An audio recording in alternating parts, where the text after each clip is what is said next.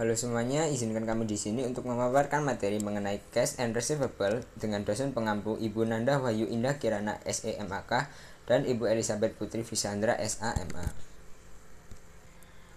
Dengan anggota kelompok kami, yang pertama ada Dela Dwi Gita Pratama dengan NPM akhir 305, lalu Vias Rafindra Kesan Pribadi dengan NPM akhir 331, lalu Zulfa Alila Putri Sailendra dengan NPM akhir 343, lalu ada Sabrina Amelia Izulija dengan NPM akhir 344, dan Hiskia Damaris Nathanael dengan NPM akhir 346. Oke, baik. Di sini pada chapter 7 yaitu ada cash dan receivable yang dimana tujuan pada bab 7 ini mempelajari yang pertama menjelaskan melaporkan kas dan item yang berkaitan dengan kas. Yang kedua, mendefinisikan piutang atau receivable dan menjelaskan masalah akuntansi terkait pengakuannya. Ketiga, ada menjelaskan masalah akuntansi yang berkaitan dengan penilaian piutang usaha. Keempat, ada menjelaskan akuntansi terkait pengakuan dan penilaian whistle tertagih. Yang kelima, yaitu yang terakhir, menjelaskan berbagai isu tambahan dalam akuntansi piutang dan whistle tagih ya. Nah, pengertian kas sendiri yaitu adalah aset paling liquid yang dimiliki perusahaan dan digunakan sebagai alat tukar utama serta dasar pencatatan transaksi akuntansi. Dalam laporan keuangan, kas termasuk aset lancar. Nah, dilanjut pada kas di sini tuh ada pelaporan yang dibagi menjadi 3. Yang pertama ada kas equivalence atau setara kas yang dimana investasi jangka pendek yang sangat liquid dan mudah dikonversi menjadi kas dan beresiko rendah. Nah, di sini untuk kas equivalence itu bertujuan utamanya itu memenuhi kebutuhan kas jangka pendek. Contoh kas ekuivalen ini ada government bonds, commercial paper, money market fund. Dilanjut kedua ada restricted cash atau kas dibatasi yang dimana disisihkan untuk tujuan tertentu sehingga tidak bebas digunakan. Nah, di sini contoh dari restricted cash itu ada petty cash fund, payroll fund, dividend fund. Nah, biasanya itu jumlah dana tersebut tidak material sehingga digabungkan dengan kas biasa. Namun jumlahnya itu material, maka harus dipisahkan dari kas dalam laporan keuangan. Yang terakhir ada bank overdraft ya atau cerukan bank. Nah, di sini tuh terjadi ketika suatu perusahaan menulis cek jumlah lebih besar dari saldo kasnya. Perusahaan itu harus melaporkan cerukan ini di bagian kewajiban ini ya, kewajiban lancar dan menggabungkan dengan jumlah yang dilaporkan sebagai hutang dagang. Pada slide kedua ada receivable, yaitu piutang atau biasanya disebut juga pinjaman. Nah, piutang ini adalah klaim perusahaan terhadap pelanggan atau pihak lain untuk menerima uang, barang atau jasa. Nah, di sini diklasifikasi piutang dalam laporan keuangan. Dibagi menjadi 2, ada yang pertama current receivable, piutang lancar yang ditagih dalam waktu 1 tahun atau 1 siklus operasi. Yang kedua ada non current receivable, piutang tidak lancar. Nah, yang selanjutnya di sini ada jenis piutang. Jenis piutang itu ada 2. Yang pertama trade receivable, piutang usaha. Yang kedua juga ada non trade receivable. Nah, di sini saya menjelaskan pada trade receivable, piutang usaha. Ini ada ini ya terdiri dari 2. Yang pertama ini ada account receivable yang dimana janji lisan pelanggan membayar kurang lebih 30 sampai 60 hari. Nah, yang kedua ada notes receivable, janji tertulis membayar pada tanggal tertentu. Non-trade receivable, yaitu uang muka kepada pejabat atau karyawan, uang muka kepada anak perusahaan, deposit untuk menutupi kemungkinan kerusakan atau kerugian, deposit sebagai jaminan pelaksanaan atau pembayaran, dividen dan bunga yang masih harus diterima, klaim terhadap berbagai pihak. Kemudian recognition of account receivable, yaitu diakui saat perusahaan itu telah menyerahkan barang atau jasa kepada pelanggan sehingga pelanggan itu memperoleh kendali atas barang dan perusahaan dapat mengakui pendapatan serta piutang. Kemudian measurement of the transaction, price yaitu harga transaksi. Harga transaksi adalah jumlah imbalan yang diharapkan perusahaan terima dari pelanggan atas penyerahan barang atau jasa. Jika pembayaran berupa jumlah tetap, harga mudah ditentukan. Namun, dalam beberapa kasus perlu mempertimbangkan imbalan variabel yang dapat memengaruhi saldo piutang. Kemudian yaitu variable consideration, yaitu harga barang atau jasa kadang dipengaruhi oleh kejadian di masa depan seperti diskon, retur, potongan harga, dan bonus kinerja yang dapat mempengaruhi nilai piutang usaha. Yang pertama itu diskon dagang, itu diberikan berdasarkan jumlah pembelian atau harga perdagangan. Kemudian yang kedua yaitu diskon tunai atau sales discount, yaitu diberikan agar pelanggan itu membayar lebih cepat. Kemudian nomor 3 itu metode pencatatan, yaitu ada 2, net method dan gross method. Yang net method itu yang pertama piutang dicatat sebesar nilai setelah diskon. Yang kedua gross method itu piutang dicatat sebesar harga penuh sebelum diskon. Sales returns and allowances, yaitu perusahaan juga harus mempertimbangkan retur penjualan dan potongan harga. Kemudian, jika pelanggan itu tidak puas dengan produk mereka itu dapat mengembalikan barang atau meminta potongan harga, sehingga perusahaan itu harus memperkirakan jumlah retur saat mencatat penjualan dan piutang. Kemudian, time value of money, yaitu konsep nilai waktu uang, menyatakan bahwa piutang seharusnya itu diukur berdasarkan nilai sekarang dari kas yang akan diterima di masa depan. Jika pembayaran itu ditunda, nilai nominal piutang tidak sama dengan nilai yang benar-benar diterima perusahaan. Kemudian ada valuation of account receivable, yaitu tidak semua pelanggan dapat membayar utangnya, sehingga perusahaan mencatat kerugian kredit sebagai beban piutang tak tertagih yang merupakan risiko normal dalam penjualan kredit. Yang pertama yaitu direct write-off method for unselectable account, yaitu ketika suatu perusahaan menentukan bahwa suatu piutang tidak dapat ditagih, perusahaan tersebut membebankan kerugian tersebut ke beban piutang tak tertagih. Kemudian yang kedua adalah allowance method of uncollectible account, yaitu metode penyisihan untuk piutang tak tertagih menggunakan estimasi kerugian piutang pada akhir periode agar piutang dilaporkan sebesar nilai tunai yang dapat direalisasikan. Selanjutnya saya akan menjelaskan mengenai wesel tagihan dan juga pengakuan piutang wesel. Yang pertama itu ada wesel tagihan.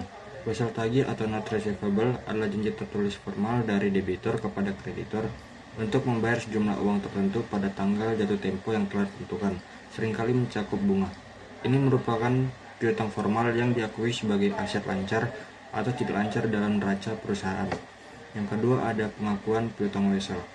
Pengakuan piutang wesel adalah pencatatan formal janji tertulis dari debitur untuk membayar sejumlah uang pokok ditambah bunga kepada kreditur pada tanggal tertentu di masa depan. Ini diakui sebagai aset atau piutang dalam neraca, seringkali saat mengubah piutang dagang menjadi wesel tagih. Selanjutnya yaitu surat utang. Surat utang adalah instrumen liabilitas jangka panjang berupa pernyataan tertulis dari penerbit kepada investor untuk membayar kembali pokok pinjaman beserta bunga secara berkala sesuai jangka waktu yang telah disepakati. Selanjutnya surat utang yang diterima untuk properti, barang, atau jasa. Ketika satu wesel diterima sebagai imbalan atas properti, barang, atau jasa dalam transaksi yang dinegosiasikan dan dilakukan secara wajar, tingkat bunga yang dinyatakan dianggap adil kecuali salah satu dari hal berikut terjadi. Yang pertama itu ada tidak disebutkan suku bunga. Kemudian yang kedua, tingkat bunga yang ditetapkan tidak masuk akal. Yang ketiga, nilai nominal wesel berbeda secara material dari harga jual tunai saat ini untuk barang yang sama atau serupa, atau dari nilai wajar instrumen utang saat ini. Dalam keadaan ini, perusahaan mengukur nilai sekarang dari wesel tersebut dengan nilai wajar properti, barang, atau jasa, atau dengan jumlah yang secara wajar mendekati nilai wajar wesel tersebut. Penghapusan piutang, yaitu tindakan untuk menghapus piutang usaha dari neraca ketika pelanggan tidak mampu lagi membayar, seringkali disebabkan kebangkrutan atau masalah keuangan. Penghapusan piutang itu dapat dilakukan dengan 2 cara. Yang pertama, pengalihan piutang, yaitu pemindahan hak tagih piutang dari kreditur lama kepada kreditur baru. atau pihak ketiga untuk meningkatkan likuiditas atau meminimalisir resiko kredit macet. Lalu ada penjualan piutang, yaitu proses pengalihan piutang dagang kepada pihak ketiga untuk mempercepat arus kas, di mana perusahaan menerima kas dan mengakui biaya beban anjak piutang sementara piutang di neraca berkurang. Penyajian piutang yang pertama memisahkan dan melaporkan nilai tercatat dari berbagai kategori piutang. Yang kedua menunjukkan piutang yang diklasifikasikan sebagai piutang lancar dan piutang tidak lancar dalam laporan posisi keuangan.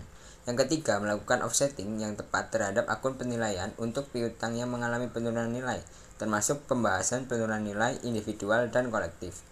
Yang keempat mengungkapkan nilai wajar piutang dengan cara memungkinkan perbandingan dengan nilai tercatat utang. Lalu yang kelima mengungkap informasi untuk menilai risiko kredit yang melekat pada piutang. Yang keenam mengungkapkan setiap piutang yang dijaminkan sebagai anggunan. Yang ketujuh mengungkapkan semua konsentrasi risiko kredit yang signifikan dari piutang. Baik, materi yang terakhir adalah pengendalian kas menggunakan rekening bank dan sistem kas kecil. Apa sih penggunaan rekening bank dalam perusahaan? Yaitu penggunaan rekening bank adalah cara perusahaan dalam mengendalikan kas. Perusahaan besar yang memiliki banyak cabang biasanya membuka rekening bank di beberapa lokasi strategis. Tujuannya adalah untuk mempercepat proses penerimaan kas dari pelanggan. Dengan cara ini perusahaan dapat mengurangi collecting flow, yaitu selisih antara jumlah kas yang dicatat perusahaan dengan yang tercatat di bank. Yang selanjutnya ada sistem logbook atau kotak pos. Apa sih sistem logbook dan kotak pos? Adalah sistem penagihan dengan menggunakan kotak pos yang dikelola oleh bank. Pelanggan mengirimkan pembayaran ke kotak pos tersebut. Bank kemudian mengambil pembayaran setiap hari, mencatatnya, dan langsung mengkredit rekening perusahaan. Sistem ini sangat membantu perusahaan besar karena dapat mempercepat penerimaan kas dan meningkatkan pengendalian atas uang tunai. Yang selanjutnya ada rekening giro umum. Apa sih rekening giro umum itu? Yaitu rekening giro umum merupakan rekening bank utama yang dimiliki oleh perusahaan. Hampir semua transaksi kas dilakukan melalui rekening ini, seperti penyetoran uang dan pembayaran menggunakan cek. Rekening ini juga digunakan untuk mentransfer dana ke rekening lain yang dimiliki oleh perusahaan. Berbeda dengan rekening dana kas kecil atau impres. Rekening dana kas kecil ini digunakan untuk membayar pengeluaran kecil yang tidak praktis jika dibayar menggunakan cek. Sistem yang digunakan biasanya adalah sistem impres, yaitu sistem di mana jumlah dana kas kecil selalu tetap.